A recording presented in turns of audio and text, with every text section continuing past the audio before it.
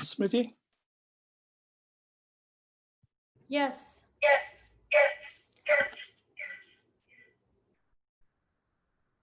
Hello?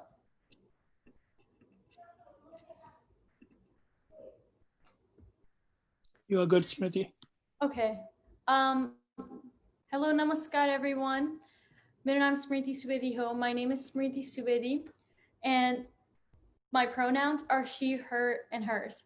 Today, a group of Nepali American panelists will discuss a range of topics, from the psychological effects of racism to experiences of being on the front line of the protest and how to become supportive allies in the Black Lives Matter movement. We are holding this unique panel to create an open and safe space to come together, learn, and converse about the topic about the recent state of our nation. On May 25th, George Floyd was murdered by Derek Chauvin, a police officer from the Minneapolis Police Department in Minnesota. George Floyd was known to loved ones as Big Floyd and was the father to a 6-year-old daughter who lives in Houston with her mother, Roxy Washington. George Floyd was arrested for supposedly using a counterfeit $20 bill. However, despite the petty crime, for more than 8 minutes, Derek Chauvin held Floyd in his chokehold using his knees, and Floyd struggled to breathe. He kept pleading to the officer, "I can't breathe." However, having his words fall on deaf ears, Floyd was killed that day. George Floyd is now on a long list of Black Americans who have been murdered at the hands of the police. We are here to raise awareness and be allies for our friends in the Black community.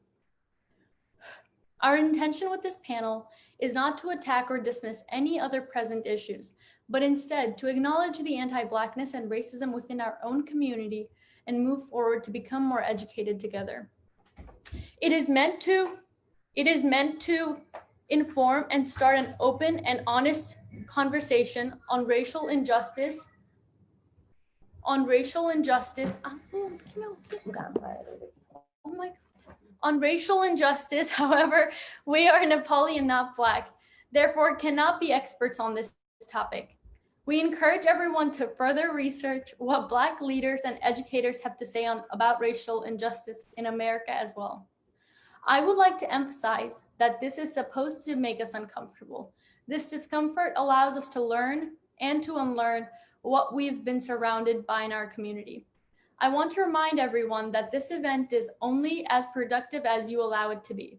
So please join us with an open ear and heart. Throughout the next hour and a half, I encourage the audience to engage with the panel through Zoom chat, the live eNepalese comment section, or our Facebook event page. Please keep in mind that our guests will have an opportunity when all the panelists have spoken to share their comments and questions. So we ask respectfully of the guests to refrain from interrupting until the Q&A session begins. Before we begin, I would like to thank Rijita Bashel for coordinating tonight's question and answer portion, and Neha Shah for timekeeping to ensure that everything runs smoothly. Please be sure to check out our Facebook event page for additional resources on all of the topics that we will be covering today. Our first topic and our first panelist will address the systemic racism and what it looks like in various institutions and how these can become invisible to us at times.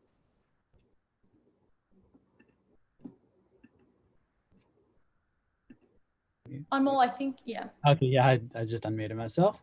Hello, everyone. Namaskar sabaijana harulai. I am Anmol Regmi, and my pronouns are he, him, his. I'm from Brantford, Connecticut, and have recently graduated from university. We are here today to talk about an important issue facing America. The Black Lives Matter movement has been protesting for the past couple of weeks because they are tired. They're tired of thousands of Black lives being lost at the hands of police brutality. They're tired of living in a nation that discriminates against them on a daily basis. They are tired of the institutional racism that is alive and well in America. What is institutional racism? It is the systematic distribution of resources, power, and opportunity in our society to benefit the people who are white and exclude people of color. This is important, so I will reiterate in Nepali. Institutional racism kyo bhane, एउटा system जुनले गोरे मान्छेहरूलाई साधन अधिकार र मौका दिन्छ तर अरू मान्छे अथवा पिपल अफ कलरलाई हेला गर्छ अत्याचार गर्छ अनि उसको अधिकार चोर्छ. The history of black people in America is complicated. It started when Europeans forcefully brought slaves here to work on their fields. And when the slaves got their freedom in the Civil War, the hatred towards black people was converted to a set of laws called Jim Crow, especially in the South, which segregated all aspects of life between whites and people of color in America. There were different schools, different neighborhoods, and even different water fountains. Being fed up, in the 1960s, Martin Luther King Jr. and his civil rights activists successfully secured the rights of minorities in the US Constitution after almost 400 years of oppression. However, racism is still alive and well. Yes, many Americans have changed and there is progress, but we still do see racism in the foundation of America. Nonetheless, it is generally easier for us Asian Americans because we came in after the 1960s, after Black people fought for civil rights for people of color. And yes, Asian Americans have one of the highest incomes in America because we were brought here to undermine the struggles of Black Americans.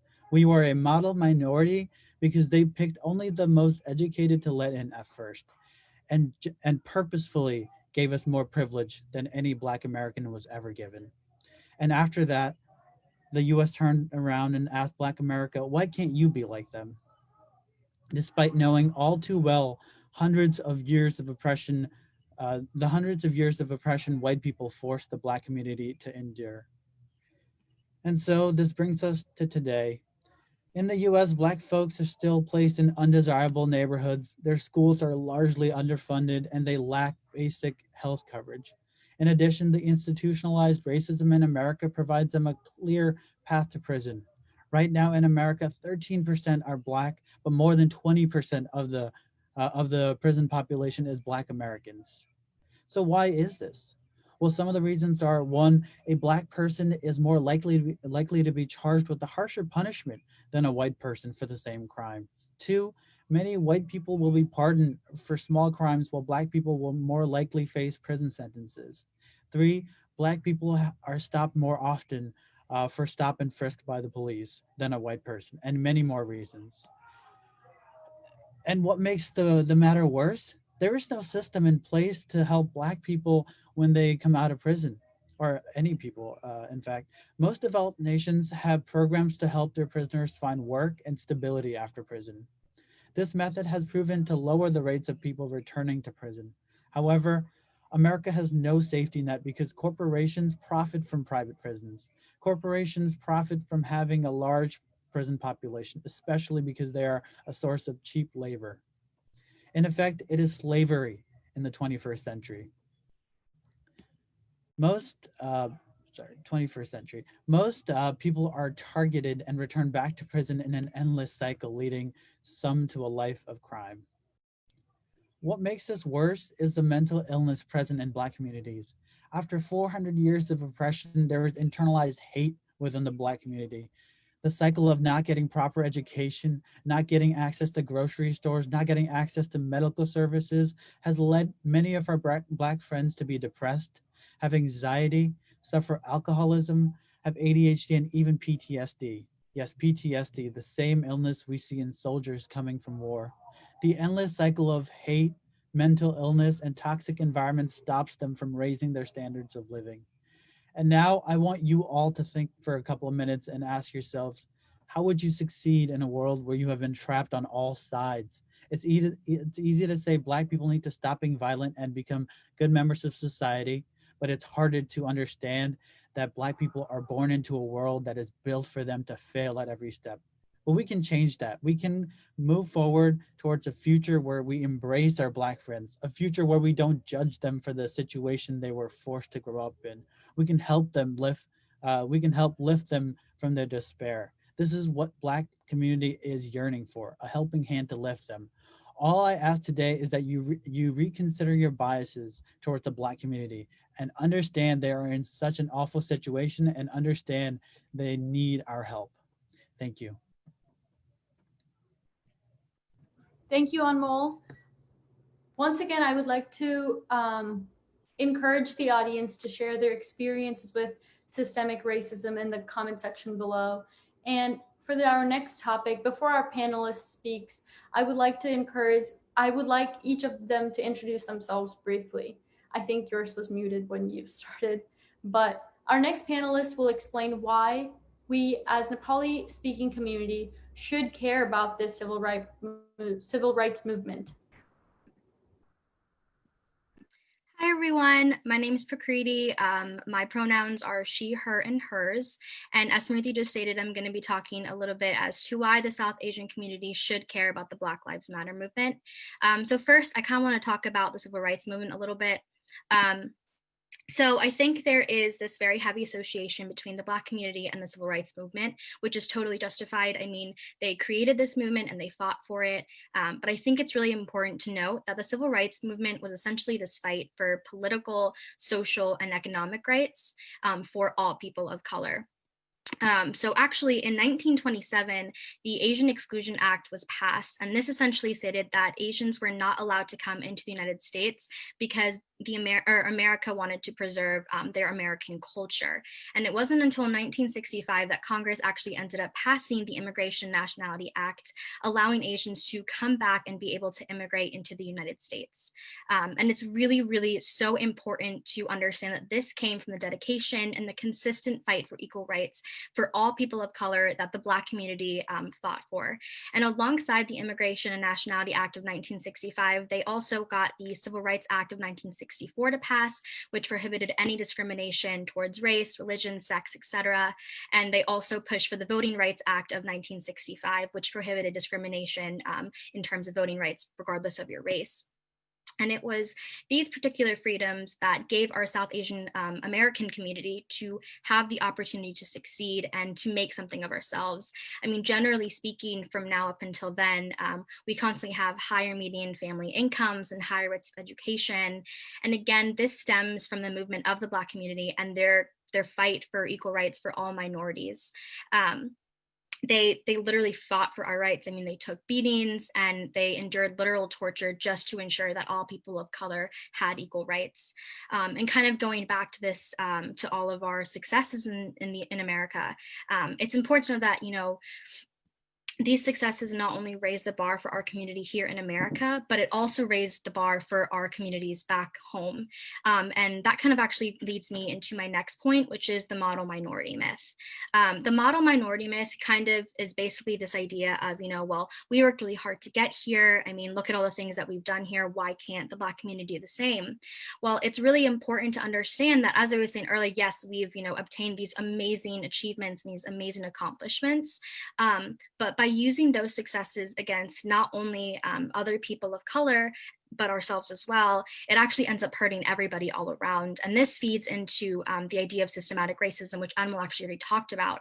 But although, yes, all people of color face a level of racism and discrimination and oppression, our fellow Black folk face a different kind of racism, otherwise known as systematic racism, which is essentially the idea that racism is a systematic approach to oppressing the Black community through the laws and through the system, and it is to keep them struggling and to ensure that this level of racism and oppression and discrimination continue to exist towards them.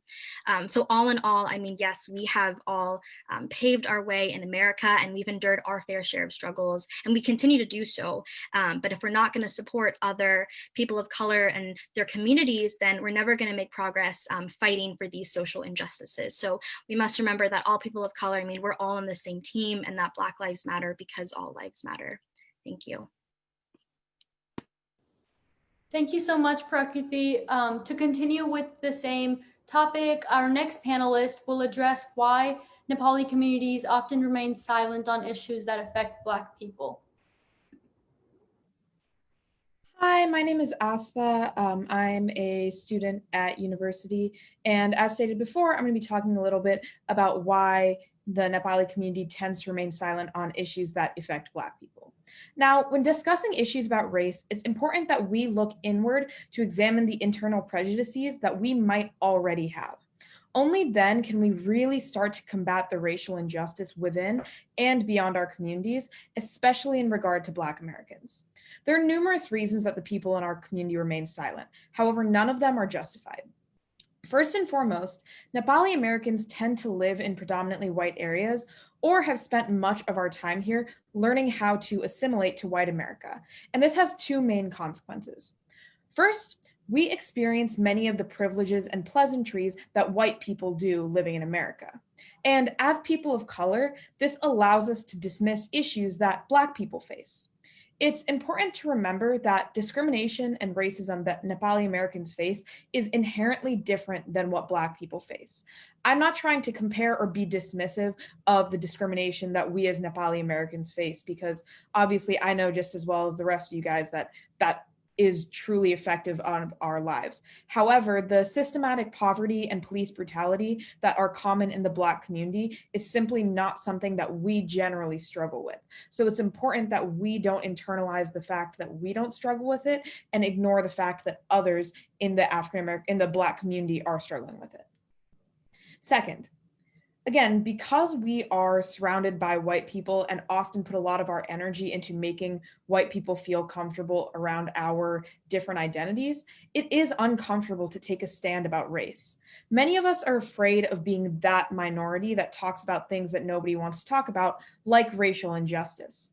It's a lot easier to keep our heads down and go with the narrative that these protests are just riots and looters who are disturbing the peace. However, this ignores the fact that we as people of color benefit explicitly from the dedication and deaths of the Black community. I'm not denying that everything that's going on is scary. Seeing these protests get violent and seeing the riots is terrifying, especially when it's right outside of your door. But unfortunately, it is necessary. America was built and changed by similar activism to what we are seeing today. It was never as peaceful as we were led to believe. And it's important that we remember that and recognize how much we are benefiting off of what we might be calling today riots or senseless violence. So at the end of the day, what are we asking you to do here? We're asking you to choose to educate yourself, choose to use your platform, choose to donate. Because right now, though silence might be what is expected of us, silence is simply not an option.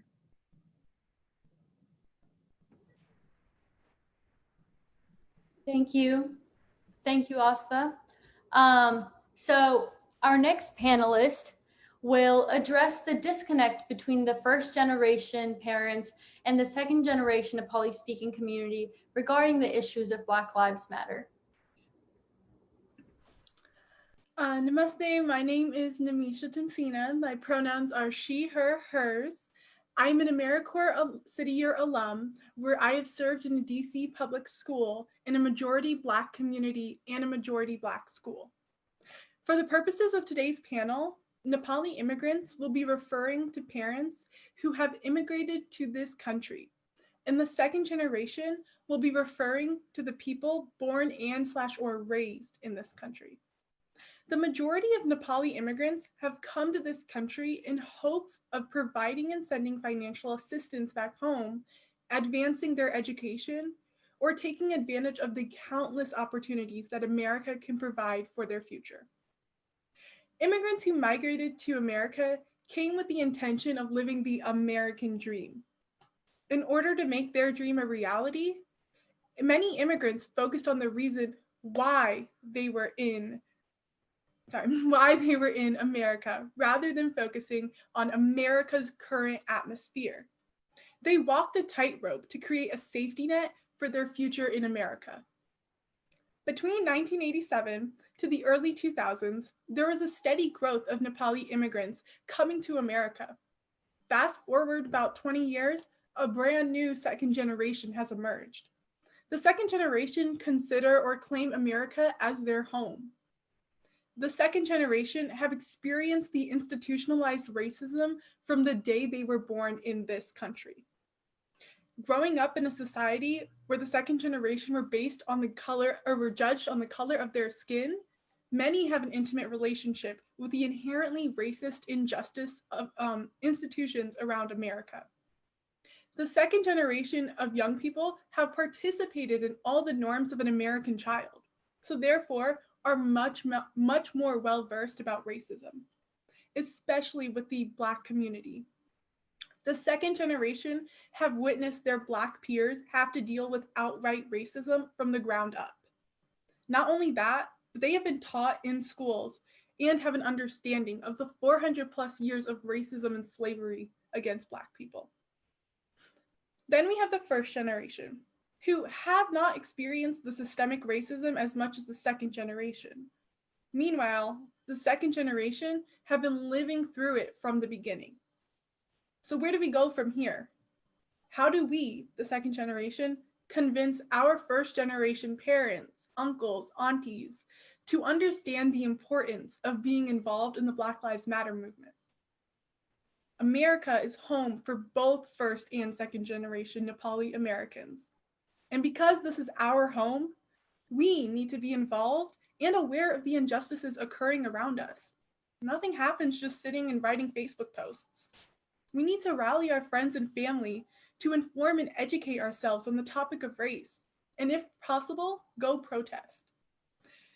1 in 13 Black Americans have lost their right to vote due to a felony charge as a part of systemic racism in the justice system.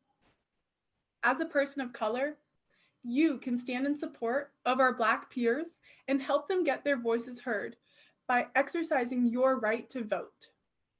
Other ways to get our voices heard: sign petitions, donate to bailout funds to show your support for protesters. We can even contact our representatives about the change that we want to see. We have to be the change in order for change to occur. Thank you. Thank you so much, Nimisha. So for our next panelist, we have asked her to educate us on the origins of policing and the history of police brutality in the United States.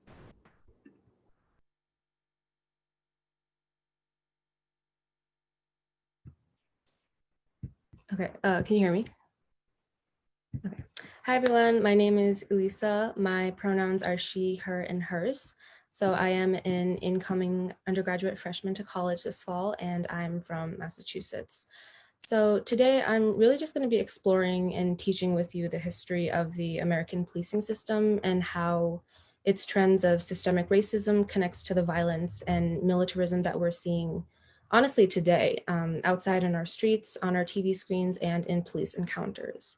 So to just start off and state right away, the policing system has been built upon racist foundations and still is inherently racist. So I'm just going to further explain and elaborate what that means. So historically, the roots of policing actually originates largely from the southern US in the 1800s.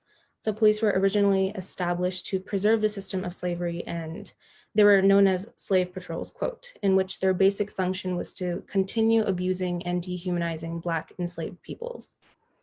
And with this white power and privilege, police were given leverage in the systematic racial hierarchy to uphold white supremacy as we know now. They had the majority hand in the power dynamic of oppressor versus oppressed. So even after enslavement was abolished and when Black people and Black folk were deemed as free people, policing continued to be aggressively racialized and once again dehumanizing and oppressive for now free Black communities. So a new form of policing, which I'll give you an example of, was known as community policing, quote. So in the 1980s, it started as more of a local and person-to-person contact enforcement, such as city-to-city based. So personally for me, I have local police in my neighborhoods of Boston, Somerville, Everett, Cambridge, and et cetera. And it's all around the state. So it's not really just a federal or state level, something as large as that, but it's very personal in your own communal space. So, but with these local systems, police now had the opportunity to specifically target and prey upon predominantly Black neighborhoods. So many instances of police racially targeting can be seen through social and historical institutions like the war on drugs, the school to prison pipeline, mass incarceration, and the prison industrial complex system, and in which all of these institutions were helped by the police to basically criminalize, demonize, and terrorize Black communities. And so with this, the police were really able to propagate and circulate messages that the Black community were bad people, that if they were being arrested so many times and put into jail so disproportionately versus white people, that they must be bad people, right? And this was another wave of slavery beyond Jim Crow that was more modern.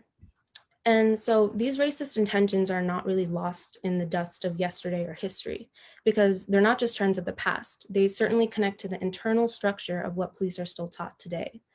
So today, officers are statistically trained around 8 hours of de-escalation, but versus the 129 hours of violence and warfare. Officers are taught to destruct rather than de-escalate. And these aggressions are being funneled towards Black individuals and communities. Recent examples of police murder and brutality in the names of Ahmaud Arbery, Breonna Taylor, and George Floyd. And so the consistent problem that we're really dealing with is simply that police are killing innocent Black lives and not being held accountable. So for a comparison, both lawyers and police officers are held in high positions in the criminal justice system. They contribute to our lives, mine and yours, equally. And so, however, while lawyers study for nearly 7 years to master the loops and dynamics of the criminal justice system, officers are only trained for a mere 6 months. And so police aren't properly trained, and it's ingrained within their lessons to be aggressive. The seeds of anti-Blackness are planted within their system and they live on today. And so a common word that we actually see during protests currently right now is ACAB, so which is an acronym for all cops are, I'll excuse my language, so I'll say bad. So the term really does hold accountable that the system of policing is built on the backbones of racism, because reality and historical trends do show us that policing was not meant to protect Black communities. Rather, it was to protect white suburbia. And so now that we really do understand this information, it's the question of what we can do with it. So one major point that I really wanted to share with you guys today is that we need to defund the police. We need to take back the power right at the neck. So personally, in my city of Boston, the fiscal spending this year allocated to policing was nearly $415 million. That's $500 million. And so rather than allocating our taxes and fundings towards a system which oppresses our own brothers and sisters, we need to be allocating that funding into investing, supporting, and advocating for our fellow Black communities. And we need to be dismantling the institution that oppresses our Black brothers and sisters. And it really just starts with us and conversation. So, thank you. Thank you so much. So our next panelist will briefly summarize the timeline of events and protests leading up to 2020. This was just never about one life. It's about millions of lives. Hello, my name is Asay Sigdel. My pronouns are he, him. I'm a mechanical engineer in VCU. I'm going to tell you a brief timeline of other instances of police brutality on Black folks leading up to now. Back in 2012, a 17-year-old Black teenager named Trayvon Martin was walking through a neighborhood to buy snacks at a nearby store. On his way there, a man, part of the neighborhood watch, saw him and shot him, seeing him as a threat. His crime was walking while being Black. His murderer walked free from this altercation, and his murderer later sold that gun that he shot him with to white supremacists for the price of $200,000.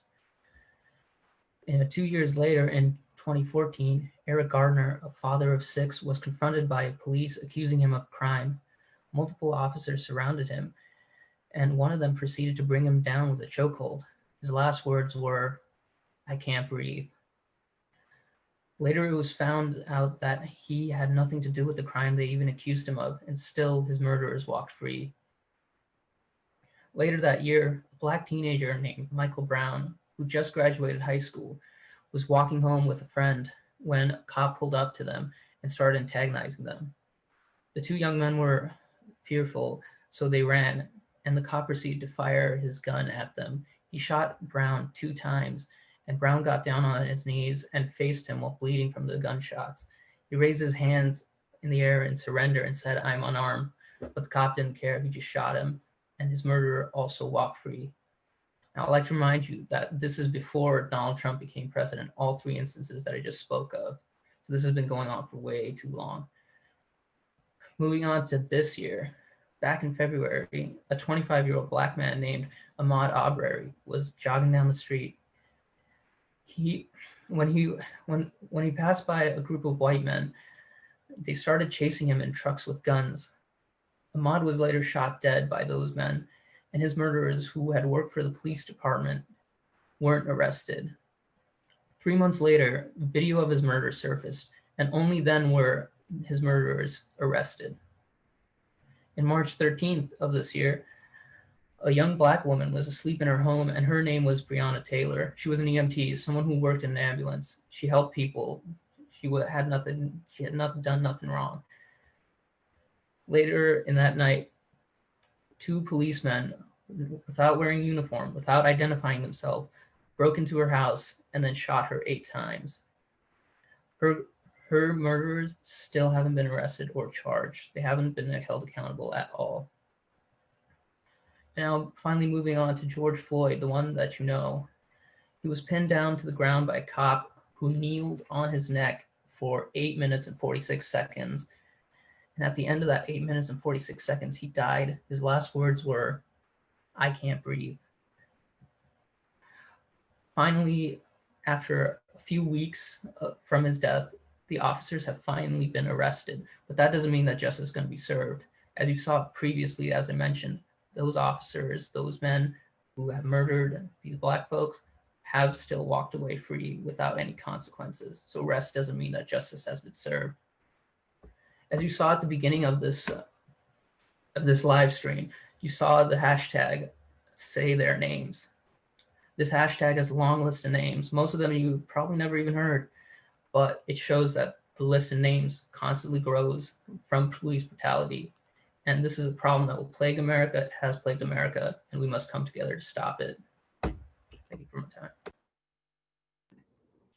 Thank you, Assis. That was a very difficult topic to listen to, even though we've practiced this a few times. So if you need a minute, please just step away from the computer. But I think at this time, these are the messages that we need to hear, and these are the news and timelines that we need to understand from the bottom of our heart to understand why there's so many protests going on. So our next panelist will talk about how to stand behind without overstepping the Black community at the front lines of the Black Lives Matter protest in New York City. Namaste, everyone. My name is Chiring Lamu. My pronouns are she, her, hers, and I am here to share the reality of these protests from an ally's perspective. Many core Nepali values are the same values when talking about the Black Lives Matter movement. The media tries to portray Black Lives Matter as people who are only out to loot, to destroy. But these looters aren't real protesters. They're people trying to discredit Black Lives Matter. I've seen the broken storefronts. I've stepped through the broken glass. I've talked to small business owners. And they realize that looters do not represent Black Lives Matter. Those are white supremacists and people who feel unheard and are not the movement. Some people might say, well, these looters wouldn't have a chance if protesters didn't escalate tensions. But the protesters didn't escalate tensions. Police escalate tensions. Here in New York City, a patrol car ran down peaceful protesters.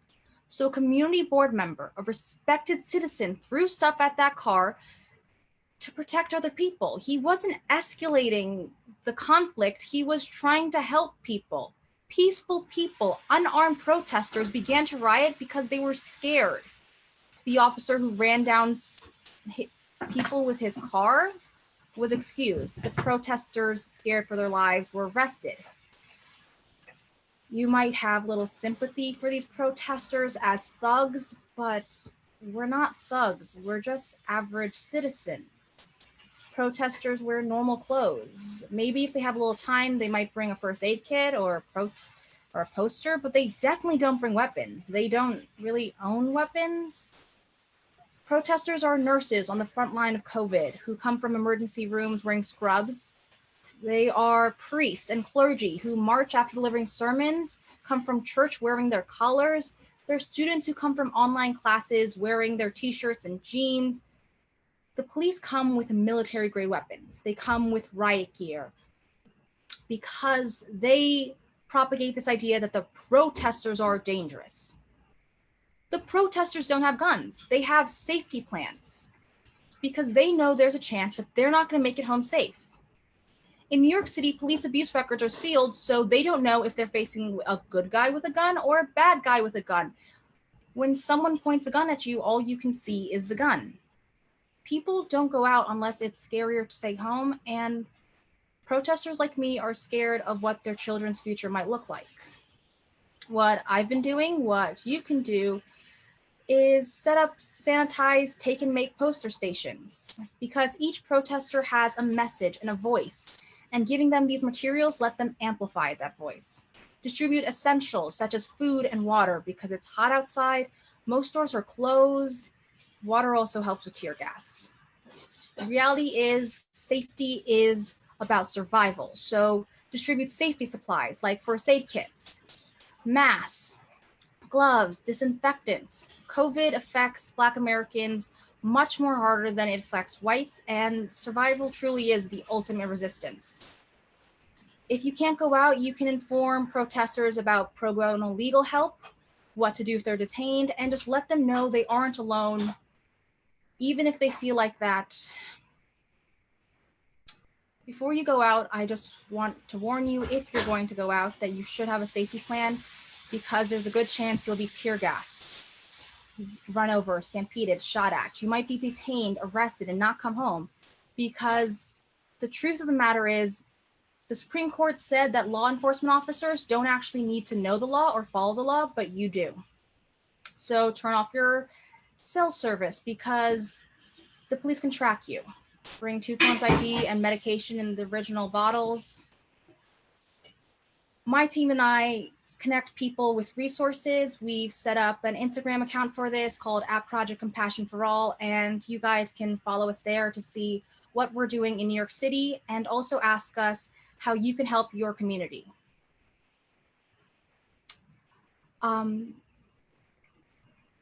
Thank you so much, Shreng.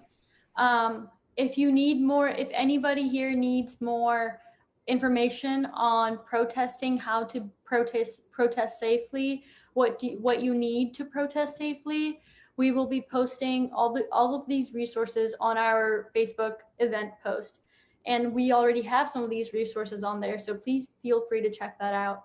Our next panelist will discuss the role of beauty standards and how it contributes to racism.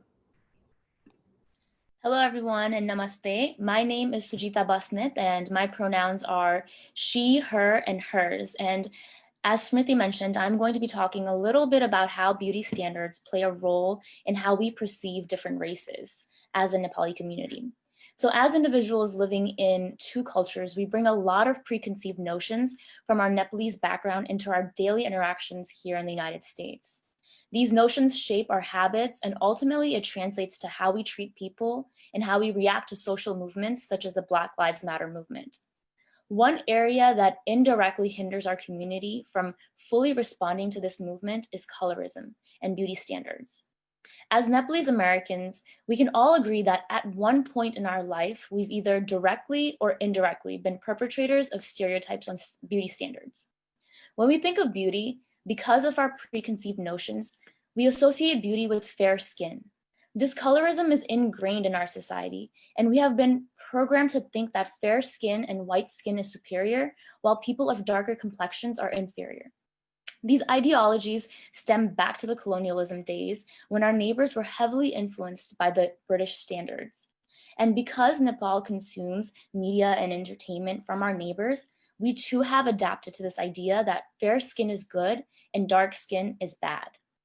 This discrimination based on color bleeds into the many ways that we consume information, and it builds on those microaggressions that our community forms. Through media and the entertainment industry, we're told over and over again that light skin is beautiful. I'll give you an example. When we watch Bollywood or Nepali movies, we see heroes always personified by fair-skinned individuals, while villains and the bad guys are always personified by darker-skinned individuals. We not only see this prejudice from the entertainment industry, but we also see this from renowned beauty brands who continue to sell us skin lightening and skin brightening products. And ladies, have you ever noticed that when you go shopping for makeup or any beauty brands, there are many shades of light toned products, but you hardly see any darker complexion products? Why is that? So when you take a step back and think about all of this, what is our society indirectly saying? And how does this ideology transcribe to the race landscape in the United States? Pretty much, we associate white with beautiful, with good, with safe, while the term and color Black is associated with bad, ugly, unsafe. The subtle biases that we consume from media and from the beauty brands ultimately build on our prejudice towards the Black community in the United States. And unknowingly, we actually do express it in our language. It may be very subtle, but if you break down the language you start to notice these microaggressions.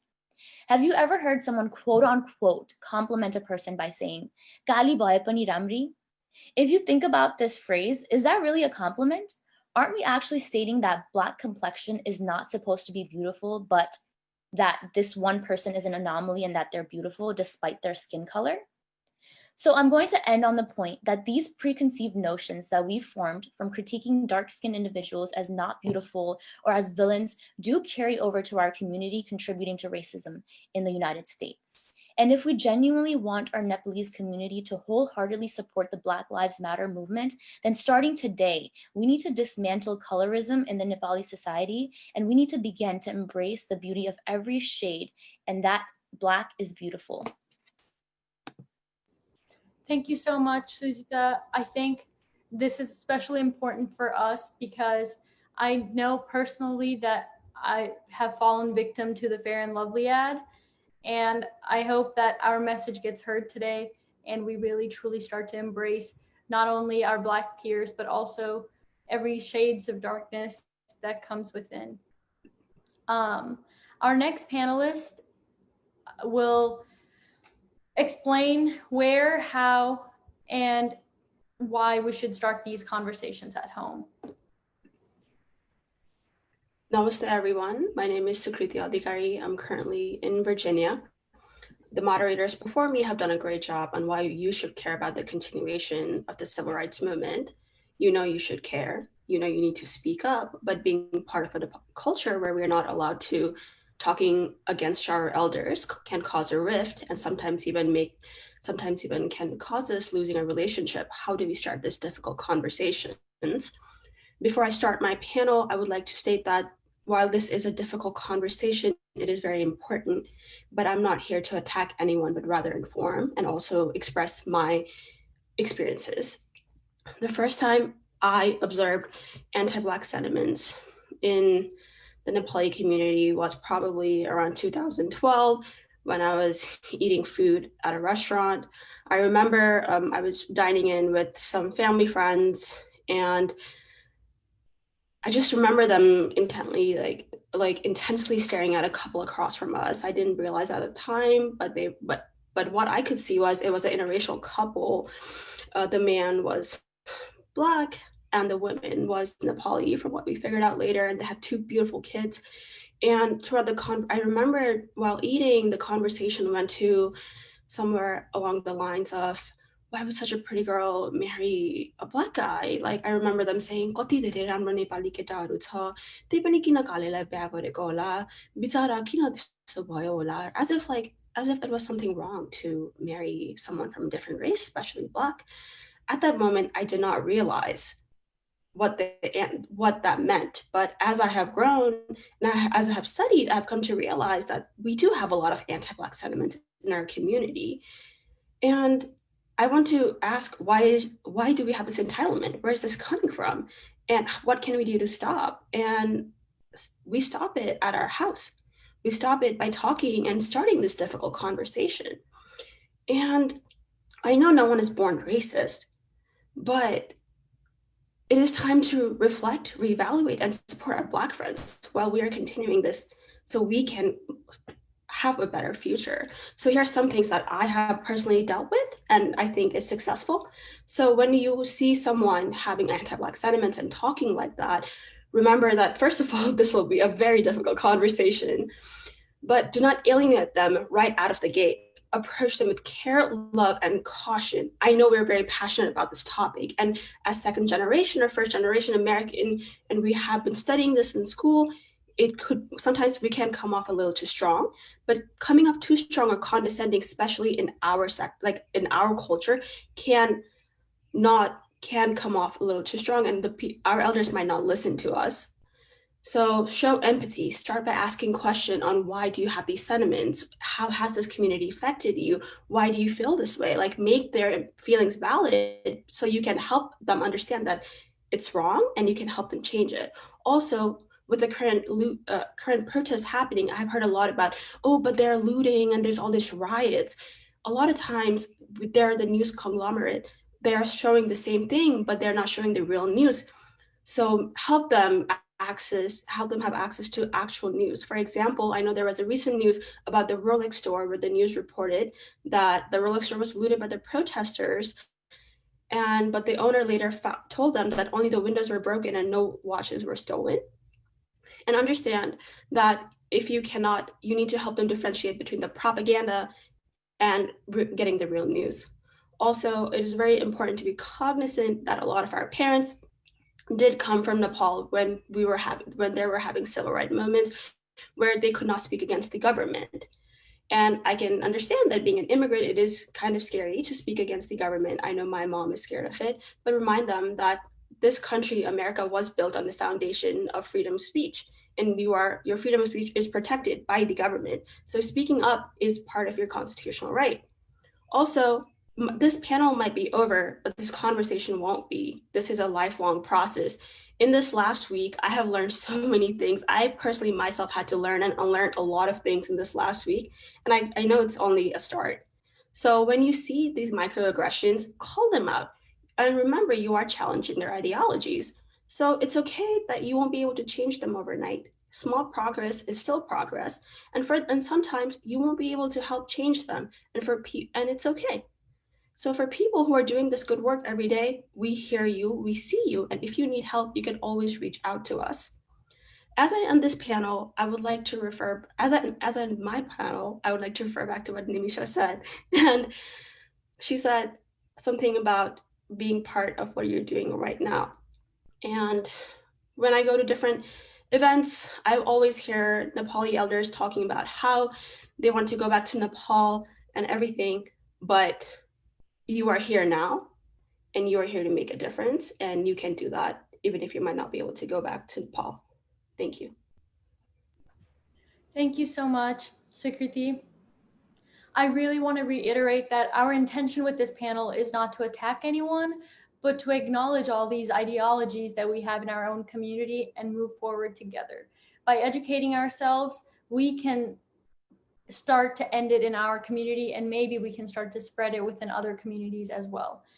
We intend to change everyone's mind because we understand that some people just have their beliefs, but our intention with this is just to plant a seed of doubt.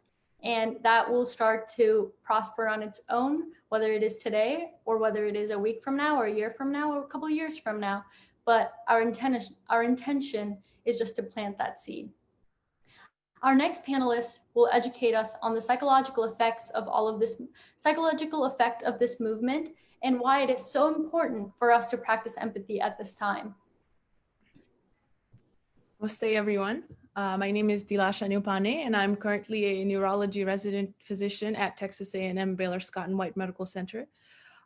Along the premises of civil rights and this whole movement that we are blessed to be a part of propagating this very useful and important message. I want to start off by defining civility. Civility can be defined as a set of characteristics that help preserve the norms for mutual respect and growth. Current revolution, as a result of uncivil behaviors on many levels, multiple levels, they have taken a toll on people's mental, physical, and spiritual health. I mean, it's sad. This has to be done while demanding a godforsaken right of equity and equality. But nonetheless, it has taken a toll on people's health. As incivility grows, it gives birth to stress and anxiety. And it has the potential to drastically decrease people's quality of life. Okay, so as we know it, stress isn't always about the stimulus or actual situation. It's about our reaction to a situation. So just because the model minority group doesn't react to the situation in a certain way doesn't mean it's not taking an exponential toll on our fellow African American friends and families' lives. So by nature, human beings are hardwired to point out negatives from a stimulus, and we're prone to do this in order to protect ourselves and prevent danger. Okay, so negative emotions produce a fight or flight state, and they produce these hormones which are good in the short term, but eventually they weaken our immune system and leave us vulnerable to illness and chronic situations. And as African American population in our country already has high rate of heart disease, and the number one cause of mortality in that population is cardiovascular risks, with COVID going around, putting them in such a grave danger of psychological stress drastically decreases their immune system and makes them prone to severe illness. So stress hormones, a little bit about that. If exposed to for a long period of time, hinder our overall decision-making ability, day-to-day creativity, relationships, and overall performance in all fields. And I see in the healthcare world all the time, our African American friends and family, the population is severely undermined when it comes to treating. African American females have the highest rate of mortality postpartum, and in the emergency department setting, actually, the doctors just assume that African Americans have a high tolerance to pain, and a lot of times withhold treatment when it comes to severe, acute, or chronic type of pain. So although our friends and us as a society, we're experiencing stress in our head, our body is the initial reactor to stress. Okay, so chronic stress causes muscles in our body to remain in a constant state of caution, called a phenomenon called fight or flight response. So instead of living, people undergoing stressors like police brutality are trying to survive. So we're going to have to switch back to our primordial stress responses. Rather than living, we're trying to survive. Okay, so when this happens, there's a lot of inflammatory systems and cytokines and chemicals that are released in the body that further promote stress-related disorders like PTSD, anxiety, depression, and all those things. Not to mention cardiovascular health, which is already exacerbated in the African American population. So this also manifests as emotional instability, and it gives rise to impulsive behavior, rude nature, depression, and further anxiety.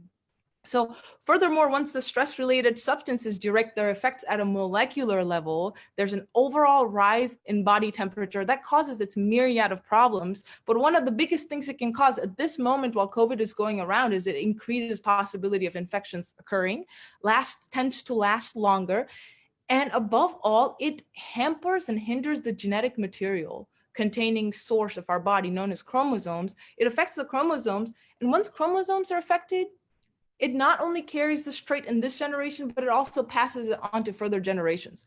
So basically, the brutality that the population is facing right now, the impact of it is not only lingering around in this generation, but generations to come on a molecular level. Okay, so this phenomenon is called stress-induced chromosomal instability, and it's a very known process in molecular biology.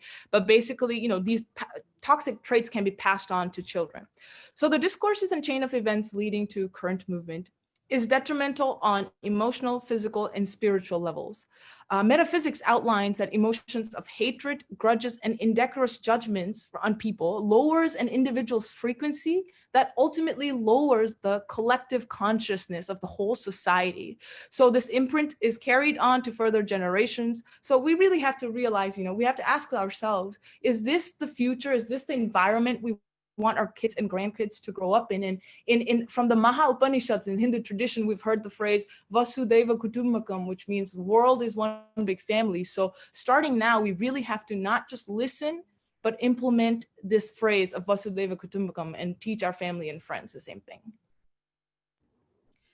Thank you so much, Dr. Neopane. We, as a community, have to understand that racism is the longest pandemic that the Black communities have ever had to face. And right now, they do not have the luxury to think about coronavirus like the rest of us, because no matter what, they're dying either way.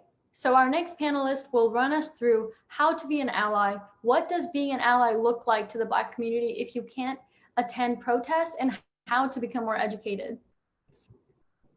Hello, everyone. My name is Aishma Ragmi. I'm a social worker, and my pronouns are she, her, and hers. I'll be talking about how the media influences our thinking and how we can be allies. So it's very important for us to understand Black Lives Matter movement and what we can do to help. As we have been discussing, Black Lives Matter was created because of the racial injustice Black people have been facing in America, especially police brutality. As you have noticed, there are protests happening all over America because the police have been killing innocent Black people every day. So because of this protest, the police officers who have murdered people like George Floyd and Breonna Taylor have been arrested. These protests are working, and it has helped to hold the police officers murdering Black individuals accountable of their actions. If you have been following the news, you may have seen a lot of looting and violence happening. But a lot of the times, the media only shows one side of the problem. In our news, most of the blame has been going to Black people, even though the protests have been peaceful until the police show up with military gear. If you look closely to the videos, you'll see that most of the people starting violence have been white people. Please be careful when watching news because there is a clear agenda in trying to make Black people to be the problem when they are actually protesting peacefully. The news will not show that the police are macing peaceful protesters, even young children. They're not going to show police tear gassing pregnant women, resulting in death of the woman and her miscarriage. And they're not showing the police pushing 75-year-old man to the ground where his head burst open and writing it off as an accident. Please look at all sides of what is happening in the media and not just the part that fits white America's agenda of the Black protesters being violent. I know our community has a history of making racist comments against Black people. We need to be better about how we see the issues Black people face in America. We have to stand with them in this fight against racism, since it was because of Black people that Asians were able to receive the rights that we do. We need to talk about how our words are harmful and learn the history of Black people in this country. We can't use words like kale or hapsi or say things like kali ko ja. हामीले यो शब्दहरू एकदमै नराम्रो पाराले भनेको हुन्छ जहिले पनि. Those are derogatory words just to be rude towards Black people. Even though it is just words, it still impacts how we view Black community and how we act towards them and behave near them. It eventually adds to the stereotypes of how everyone sees Black people as violent or bad, and it has real consequences, like the police brutality that we have been discussing in this panel. I know that in our community, when something bad happens, we tend to come together or try to solve it or make it better. We need to show the same support to Black people in our community and country and be an ally. Being an ally could mean several things. If it's possible, you can protest and march with the Black community. If you cannot march, there are a lot of other things you can do to help as well. There are loads of organizations that are holding fundraisers. There are petitions you can sign, and you can raise awareness about the struggles of Black people. If you simply Google BLM petitions, you will find lots of links about funds and petitions. It is not always up to Black people to educate us on how they have been facing oppression. It is our job as allies to do the work ourselves. We also have the needed resources on our Facebook page for this event. You can post these petitions on your own Facebook pages so other people can see it as well. Additionally, you can register to vote, look up what your elected officials want to change in regard to issues that are affecting Black people, communities of color, and poor communities, and make real changes. Let's not shy away from having conversation about Black Lives Matter movement. I urge you to educate yourself on Black issues. It is up to you and me to unlearn what we have been taught about Black folks. It is our responsibility to go out of our way to learn why we have these preconceived ideas about Black Americans. These conversations are possible when we educate ourselves on what issues Black people have faced for hundreds of years in America. It will help us understand the anger and rage Black people feel and understand why the protests are necessary to fight racism and anti-Blackness. Thank you. Thank you so much. As she iterated before, but We have all of the resources on our Facebook event page. So if you want to become an ally to the Black community, you can start today. Go look at those resources, go educate yourself, watch movies, read books, sign petitions, donate, contact your local representative, your state representative, do everything necessary to stand by them and stand with them and stand for them during this fight. We want to end this panel off by clearing up a few definitions that are commonly misunderstood. And we also want to learn to channel our energies into not just being not racist. We want to learn how to be anti-racist, because being not racist is just not enough. Hi, everyone. My name is Monique. I'm from Virginia. I'm a recent college graduate. And as Smriti said, I wanted to take this time to talk about the notion of anti-racism and why that's important in the current political moment. The current political moment is one that stems from an extensive history of anti-Black racism in the United States. It's a moment of pent-up frustration and anger with racist institutions, one that's boiled over in the wake of yet another unarmed Black person dying at the hands of the police. Racism in this country is a deeply ingrained institution. White supremacy has a home in every major institution here, and the idea of what racism is in itself has been muddled through discourse as time and time again we see civil unrest, whether in Ferguson, Missouri, following Michael Brown's murder, or in Charlottesville, Virginia, my university town, when neo-Nazis proudly marched through my campus and murdered a woman. Today, I want to talk to you all about the necessity of having candid conversations about race and racism. But overall, I truly want to emphasize why it's extremely important that we do not settle for just being not racist, but rather we are actively anti-racist in this fight for civil rights. There is a fundamental ideological difference between the two. Racism is the discrimination and oppression of minoritized groups on the basis of their race. For racism to be weaponized and used to oppress people institutionally, there must be a power imbalance for them to do so. We see this power weaponized in many forms, whether that be in a lack of access to the same education, housing, jobs, voting rights, positions of power, and overall spaces, or in its more overt forms that have the power to inflict state-sanctioned violence on people of color through genocides, mass incarceration, normalization of hate crimes, and especially within the conversation of the current racial discourse, police brutality. Police brutality is just one form of state-sanctioned violence that leads those who are most often brutalized, Black Americans, to becoming biopolitical bodies who are constantly under the surveillance of a racist authority. Racism in modern discourse often gets written off as being politically incorrect, but the writing off of genuinely racist ideology is not only politically incorrect, but it challenges fundamentally anti-racist practices. And because of this, it is actively harmful and actively racist. Even subtle actions that allow for the spread of racist anti-Black language or ideas make us complicit in racism, even if us ourselves aren't the ones spreading it. It is the condoning that's just as dangerous. Even if you identify as not racist, compliance and neutrality will not arm us in this battle against racism. In order to truly combat racism, it is necessary to engage in anti-racist politics. If racism is the discrimination of people based on their race, anti-racism is consciously working against systems of racism and racial oppression through actions, organizations, policies, advocacy, or more.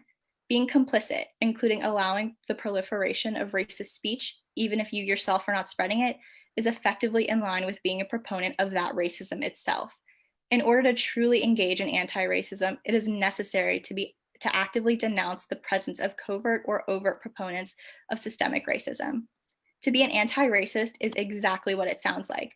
It is to be conscious and active in your challenging of racism and making tangible efforts towards that cause. It is to challenge antipathy and strongly denouncing racism and those who are against anti-racism as inherently oppressive. It is to work against the deep-seated systems of white supremacy, and it is to challenge anti-Blackness in our own communities when we see it. Simply being not racist is not enough to accomplish what needs to be done, that being the dismantling of oppressive institutions, policies, people in positions of power that continue to perpetuate systemic racism. Being not racist is the bare minimum. It is being an active anti-racist through actions that produce structural and political change that is doing the work. It is showing that we are not complicit in perpetuating racism or anti-Blackness, but rather are working to the best of our ability within any scope to challenge the pervasiveness of racist thought, beliefs, policies, organizations, education, or more. It is not being silent when a family member or friend makes an anti-Black comment or uses a slur. Being neutral in times of oppression is taking the side of the oppressor. Silence and complicity can be violent, and as people of color, it is our job to stand in solidarity with the Black community against an unfair and deadly system. In this community specifically, it is the choice we make to either let anti-Blackness in our circle slide or to challenge it and finally have those long overdue conversations. It is clear now more than ever that work needs to be done. You may identify as being not racist, but it is anti-racism that provides us the means to produce effective change. Thank you. Thank you, Monique. So that concludes our panelist section. We will now open up our Q&A to the general public. So if you have any questions, please be sure to type them out in the Zoom chat, send them through us through the live eNepalese comment section, or post them on our Facebook page. We're actively monitoring them. I think we just received one. How many of you have invited an African-American family to share dinner with your family? So let's see. Yes, Prakriti, Richita, Sujita, Monique. I also have Asta. We've all participated in this. I've done that. And what does that look like? This is a long question coming in.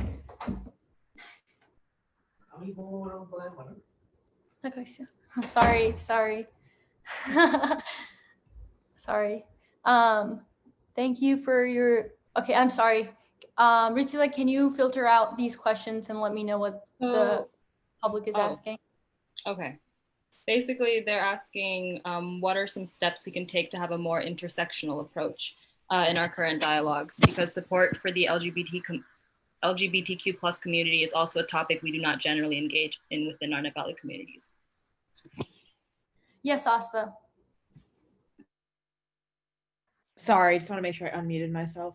I think that the biggest and most important part of getting towards an intersectional conversation is taking the time to understand the history of this country and specifically the history of these minority groups. Educating yourself in America often comes with a rather whitewashed version of history. And so we don't know a lot about where these issues come from. So starting an intersectional dialogue often starts by seeing the, for example, LGBT Black activists who were able to make a lot of the changes that happened in this country, and then further understanding what their struggles are and what we can do to be a part of the solution.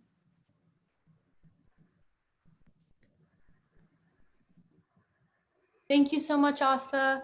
Do we have another question on our Facebook page, Richita? No, I've been waiting for them, but I haven't seen any so far. Great job, everyone. That is we have some questions from the Zoom chat. Should we discuss those? Oh, here. How many of you are planning to run in local elections or other elections? I don't personally plan to run in any local or other elections, but if any of these fine people do run, I think I would be voting for them. But I do hope people will vote for the local elections and the upcoming elections. It is just as important to be part of it at the moment. I came across Dr. Nupani, there's a question for you. How often do you see Black patients with stress-related disorders and diseases? I know as a social worker, I can't diagnose a client with race-related stress or anxiety. I have to say PTSD with my clients or something else. Absolutely. I see that a whole lot, actually, depending on which population, which group of the town I work with. But most of the times I choose to go to underrepresented communities. That's because not only do I see a myriad of diseases, but also different people from different, not just African-American community, but other minority communities as well. But one of the things that percolates through all minority communities a lot of times is financial situation. So not having proper insurance of, HMO versus PPO insurances. In the African American community, they can't go if they don't have these level of insurances, which I see that in a lot of like far Rockaway in New York, for example, Detroit in Michigan, south side of Chicago that I worked in. They can't go see specialists, for example, psychiatrists directly. So they come to primary clinics, and that's where we usually see them. And I see stress-related disorders, not just as PTSD, depression, and anxiety, but them manifesting as cardiovascular diseases, end-stage renal diseases. Actually, homicide, I think, is on number 8 in our African-American population over the whole US. But if you look at other groups of populations, homicide isn't even on like number 12 or 15. So, and all these things generate stress. Ultimately, what that translates into is increased aging, right? So it's vamped up aging, arthritis, other cardiovascular conditions that it's not just detrimental to their health, but also their financial status and basically overall quality of life. So yes, it's definitely seen a lot, and even though it's seen a lot, it's completely undermined as of today's healthcare system. Our next question is, can someone please explain how casteism is connected to racism? Let's see. Do I have any hands? There are topics that, yes, okay. Both of you can speak, Asta, and then Shuring, you can both chime in your few words. I was just going to say that in terms of casteism, I think the way that it tends to interconnect with racism in the Nepali community is, first of all, the colorism that was already discussed, but also because the general imbalance due to something like caste or race is something that we are used to seeing, it's almost something that we're comfortable around. Like, it is already normalized in our brains that certain people should be treated as better or worse simply because of the family they were born into. And that's just the way that things are. So I think it makes us just very complacent about the way in which racial injustice works in America, whereas caste injustice works in Nepal. We just figure, that's, as being people, that's how things work, and there's really nothing we can do about it.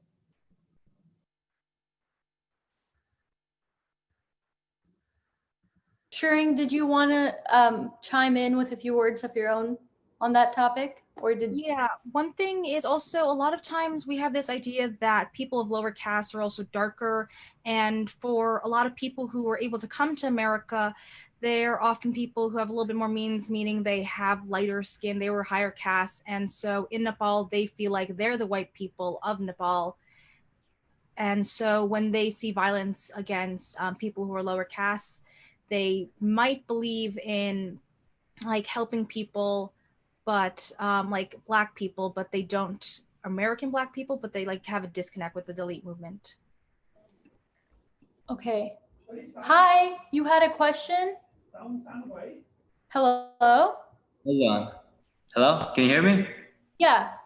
Okay, so I was just gonna say, I had in 2017 when we went to Everest, one of our guide, his name was Bishal, and he was from Sulukhumbu, right? So he was not like bound or anything like that, and he was so amazing to see that firsthand. Like, I had like a couple of my friends who went to Everest with us, and he was hesitant to touch or eat with us and stuff like that. And further down as we went on and on for days, he was comfortable with us. At first, it was really amazing to see how that still exists. Like, it was only like 2 years ago, and I just wanted to share that because it is and that is directly related to racism, because that's essentially what it is. Just because, yeah, the racism here in America is based on like the color of your skin, but our caste system is based on what they do, how they look also. So it's directly related. You know what I'm saying? Mm-hmm. Yeah. Thank you for that. I think in my own experiences as well, I've seen many overtly racist comments made that wasn't completely recognized within our community, like amongst our own community members. So I hope that our panel kind of has shown a better light and will explain this further. Yeah, Aishma? Yeah, so I just wanted to talk a little bit more about the caste system. So when I lived in Nepal, I lived in a community where there was only a handful of Baun people, and most of the people surrounding us were Newaris. And even when I was little, we had that like we were bound, and plus we were like Puret bound, so we had that like entitlement of like, you know, we're the best there is. And even like having people like Newari people, like we wouldn't invite them in our kitchen, it wouldn't invite them in our house. So it's like this isn't something that is, you know, Yeah. like from the past. This is Yeah. happening right now, and this is happening like all over Nepal. And we need, like, we're gonna have a panel, we are going to have a panel like in Connecticut with speakers that talk about like the casteism and like the crimes happening against the Dalit community. So watch out for that. We will be researching a lot of like what's happening there and what, like, why, like the history behind them and all of those things. So just watch out for those. Okay, so we received a great question saying, since the first generation is not actively participating in these protests, we're talking about systemic racism, how are you going to educate them or other with something other than this program? We hope that this program is directed both at the first and second generation, but we truly wanted to reach out to the second generation to make sure that our youth know that we are there for them and the resources that they need are there for them in order to educate their first generation parents. But Nimita, yes? Yeah, so I know a lot of second generation or kids who were born and raised in this country have been vocal and have gone out to protest, and I truly appreciate that. But their parents are kind of confused as to why would you support a movement that doesn't include us? And I think we first need to educate them on why this movement matters to us all. And this is just the first step of something we can do to help educate the first gen. And like other ways you can help educate first gen, read articles and send them to your uncles and aunties and be like, yo, read this, this is really interesting. Or maybe take them to a protest and say, this is what a protest looks like. It's peaceful, it's helping people further change in this environment. And I think if we can just start with opening a dialogue between the second generation and first generation, that's the most important thing we can do. Because I believe, I think it was Sukriti who talked about it, there's always Nepali communities and the way that things work in Nepal, it's not going to change. But we can start a dialogue with our first generation about how we can change in the house. Because again, change starts in our homes. Yeah. I have put up a resources to letters from Black Lives on the resource page, which has directly translated what the news is trying to tell you about the Black Lives Matter in Nepali. So if you would like, if your first generation parents, I know often there's a language barrier. So if you want to address it without the language barrier, please feel free to check out those letters. They really truly address what is happening. Yes, Sujita first and then Swikriti, yes? So yeah, kind of adding on to Nimisha's point there, you know, I think the first generation Nepalis really need to build empathy when it comes to the Black community. And I feel like, you know, there's a lack of empathy between the first generation and the Black community. And I think how we can help with that is we have Black friends, we have Black coworkers, we have individuals from the Black community that we interact with day in and day out. So I feel like if we're able to share stories with our parents, with our grandparents about just regular, you know, Black people, and they're regular people just like us, right? Just because they're a different color does not mean that they're bad. That does not mean that they're villains, does not mean that they should be going through this injustice that they're going through right now, right? So I think if we're able to share those normal day-to-day stories with our family members, then they can build that empathy with that community and be able to understand when situations like this happen. I see that two people have raised their hands here. Give me 1 second. Let me just figure out which two it is. Hi. Hey guys, this is Saroj Bhandari from Providence. First off, I just want to say you guys put together a pretty awesome panel. Some of the points that you guys hit was so good. I really appreciate that. That being said, you know, like the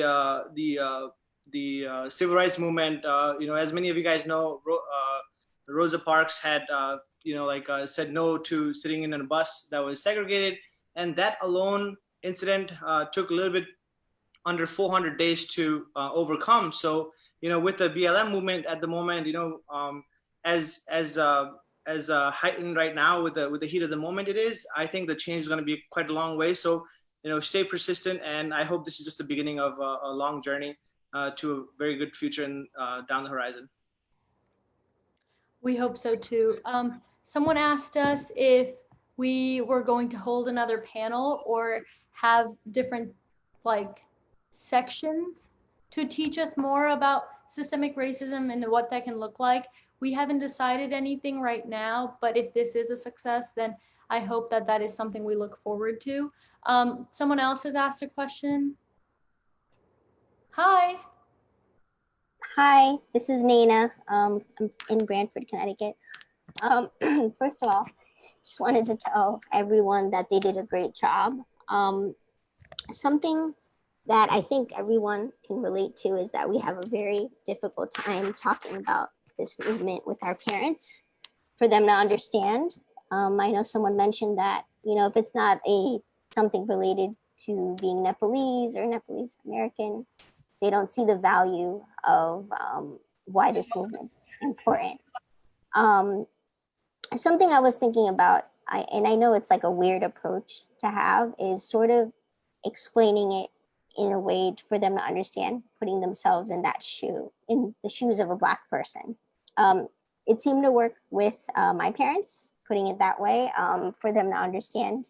They've never been, you know, put against a police car and arrested for no reason, but sort of putting that perspective in their head makes sense. I know my dad, and I'm sure many parents have been, you know, pulled over by the cop, and then the cop, you know, has this implicit bias against their parent because of, you know, accent or something like that, where they ask for their questions or they're saying, I don't understand what you're saying.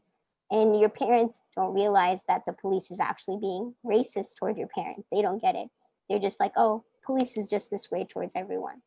You know, so idea of maybe sharing stories, even sort of, and I know this sounds weird too, but we all have Nepali parents, so I'm sure you guys understand. Even sort of guilt tripping them to be like, hey, if this happened to you, you know, what would you feel like? Or, you know, if someone put a foot against your neck for the 9 minutes, if it was your son, you know, you have to really put it in real life terms for them to understand exactly what this movement means. And one more thing is that I think overall, as their parents immigrated here, I think they felt like we can all achieve the American dream without any sort of bias or racism against us, because that's what the American dream is. But I think it's also important to remind our parents that none of us can be white. And I know that to us, we know that very much. But I think our parents think that after we achieve a certain amount of success, we won't have any sort of troubles or issues or whatnot. I think it's important to remind them we're not white. We're not going to get white success. We're going to go through our problems and tribulations just like Black people. But what Black people are going through now is they're fighting for their rights because no one's been listening to them. Take Colin Kaepernick. He was silently protesting non-violently on a football field, and everyone had a problem with that. And the fact that no one listened to him while he was protesting silently tells you how much everyone else didn't listen to him. So anytime a parent or even non-Nepalese person brings up, well, why is everyone protesting? Of course, remind them that Black people aren't the ones violently protesting. And then number two, reminding them that there was someone silently protesting on a football field and everyone had a damn problem of it. Sorry, I got angry at the end. I'm just freaking No, emotional. that's okay. I think it's good to be angry with this because this is something that they have faced.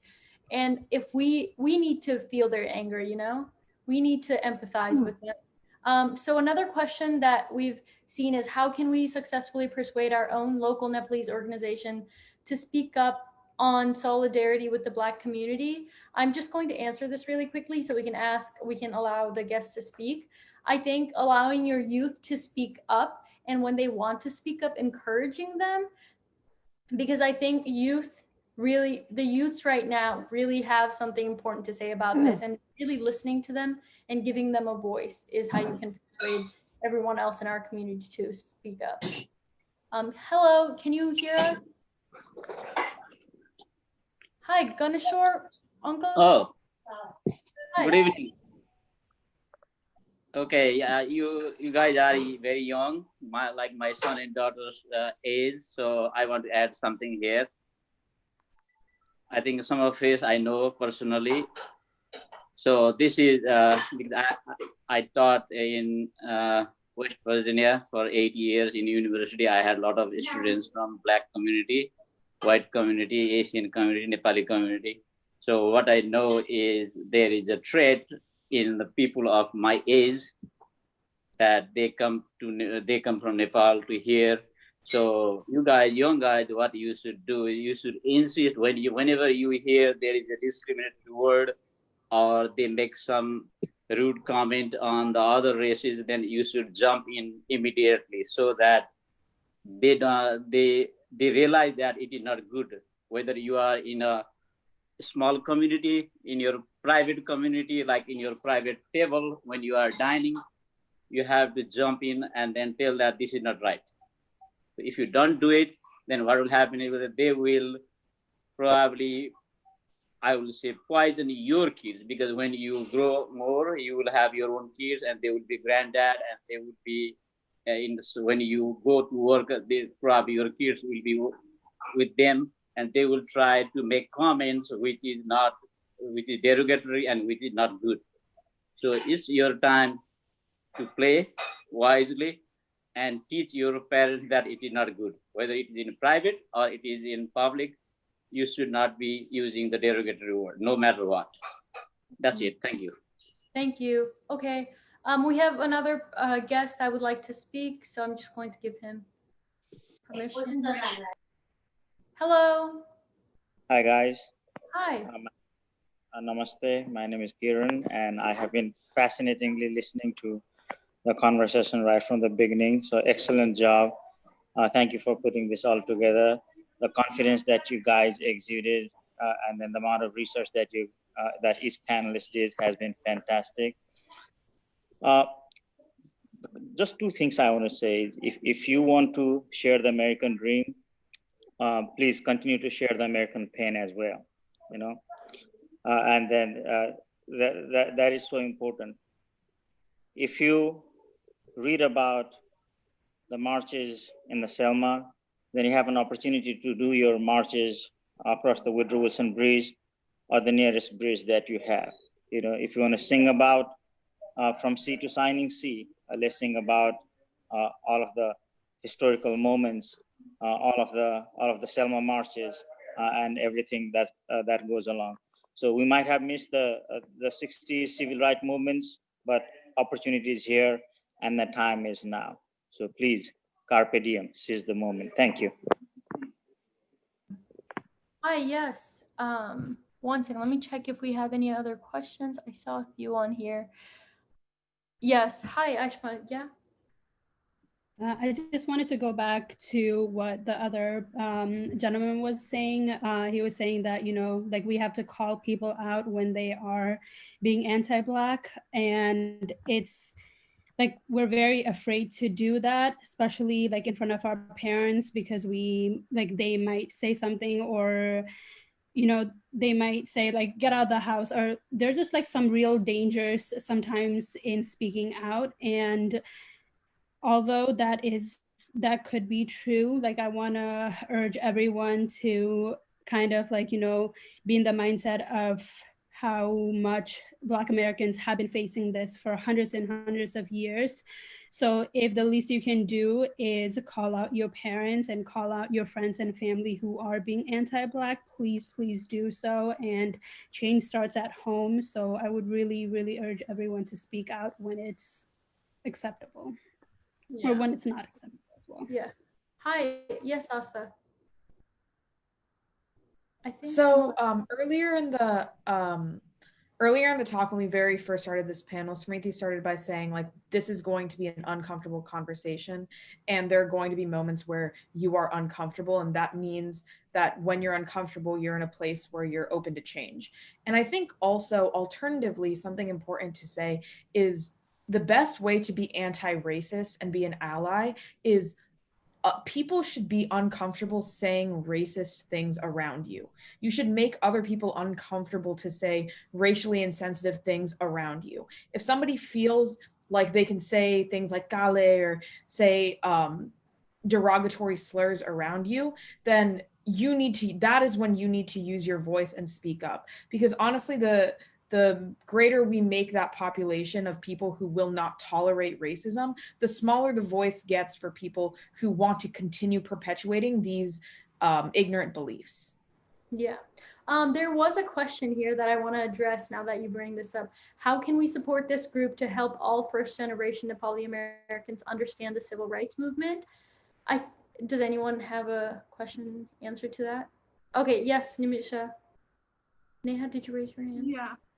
Oh, I wanted to say, I think I wrote it in the Zoom chat, but in case you guys aren't reading the Zoom chat, I said that the first generation was able to come to this country because the Black community marched and gave them their basic civil rights when they got into this country. So if they do not understand that people had to fight for them in order to come here, then why not fight for those same people that helped them get to where they are now, attain those basic civil rights that they clearly don't have? Statistically, you can show them statistics and show them that while we were given so many great privileges and opportunities, and they fought for those privileges and opportunities to give to us, they were not rewarded with the same ones. So we need to do our job as basic American citizens and fight for them. They were there for us. Now we need to be there for them. Yeah, I'm gonna allow one of our guests to speak. Hi. Can you hear us? Hello? I think it's still muted. Yeah, she's muted. Okay. Oh, you're muted again. But I think, let's see. Next question. Arti, you're muted. So if you want to speak, you should unmute yourself. Or can anyone? Oh, you're good. You're good. Yeah. Did you have? Okay, I'm sorry. I think that was just, I'm just gonna mute again, but let's see. There was a question on the Q&A that I think maybe someone would like to address. Someone anonymously asked, has anyone hidden their Black friends from their family in fear/avoid in the discussion that you're getting in the wrong group? No? Okay, let's see. Oh, it's 3:70. Oh, not 7:35. We're actually looking to end the panel. We've gone a little over, but if you have any more questions for us, our Facebook event chat is still open, I think, and it will continue to stay open, or you can reach out to us all personally, and we would be more than willing to answer your questions that way. Thank you for your time today. Thank you to all of the panelists. You guys did amazing. I just want to clap for all of the panelists on Zoom. Thank you so much. But we'll see you next time, hopefully. Bye. Thank you.